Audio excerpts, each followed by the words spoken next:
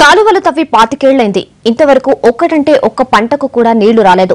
పంట సంగతి తర్వాత ముందసలు ఆ కాలువల్లో నీళ్లు పారితే చూద్దామనుకున్న రైతుల కళ్లలో నీళ్లు తిరుగుతున్నాయి తప్ప అక్కడ మాత్రం కనిపించడం లేదు. చుక్క నీరు పారని కాలువలకు మరమ్మతుల పేరిట కాంట్రాక్టర్లు మాత్రం కోట్లు కాజేశారు. వరంగల్ జిల్లాలోని ఎస్ఆర్ఎస్పీ కాలువల దుస్థితి ఇది.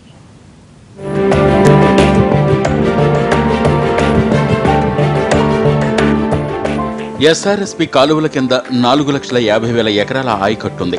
ఇదంతా పేపర్లలోనే. కానీ ప్రస్తుతం ఇది పరిస్థితి. కూలిన దరులు, ఎటు చూసిన తుమ్మ చెట్లు, పిచ్చి మొక్కలతో నిండిపోయాయి కాలువలు.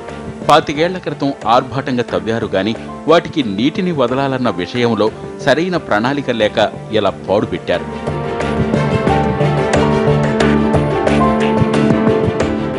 పరకాల సబ్ డివిజన్లో కోట్లాది రూపాయలు ఖర్చు పెట్టి 100 కిలోమీటర్ల మేర తవ్విన కాలువలు ఎందుకు పనికిరాకుండా పోయాయి? మొదట్లోనే పనులు నాసిరకంగా జరిగాయి. ఆ తర్వాత పట్టించుకోలేదు. మధ్యలో ఒకసారి మరమ్మతుల పేరిట చెట్లు కొట్టించారు. తర్వాత అదే పరిస్థితి. పరకాల డివిజన్ను సస్యశ్యామలం చేస్తామంటూ 1989లో ఎస్ఆర్ఎస్పీ కాలువల నిర్మాణ పనులు చేపట్టింది నాటి ప్రభుత్వం. 5 ఏళ్ల పాటు పనులు జరిగాయి. 100 కిలోమీటర్ల పొడవున కాలువలు తవ్వారు గాని చుక్క నీరు పారలేదు. ఉంటే నీళ్లు వదలాలి, లేదంటే అసలు కాల్వలతో పనే లేదు. రెండూ కాకుండా ప్రాజెక్టు కెపాసిటీకి మించి కాంట్రాక్టర్ల కోసం ఎంత పొడవున తవ్వి వదిలేశారా అన్నది ఇక్కడి రైతుల అనుమానం. మాకు నీరు లేవు, గీళ్ళు లేవు, ఇది వచ్చే లాభం. మాకు పైసలు కూడా గవర్నమెంట్ ఇయ్యలేదు, మా వకీలు కూడా ఇయ్యలేదు. మాకు పెద్ద ఇబ్బంది అవుతుంది. మేమేం చేయాలి? మనకు ఈ కాలం వచ్చేం లాభం, రాకేం లాభం. ఇప్పుడు కాలం పోయి ఉన్నాయి కదా, ఈ కాలం పోయిన ఇప్పుడు చెర్లలో నీళ్ళు లేవు. ఈ కాలువ చేటి చెర్లకు వచ్చే వరద పోతుంది. ఈ కాలువల పడిపోయి వేస్ట్గా అవుతాయి. ఇప్పుడు మరి ఇప్పుడు పంటలు పండే కథ లేదు కదా. చిట్యాల మండలంలో DBM 38 కాలువ ద్వారా 20,000 ఎకరాలకు సాగునీరు అందించాల్సి ఉంది.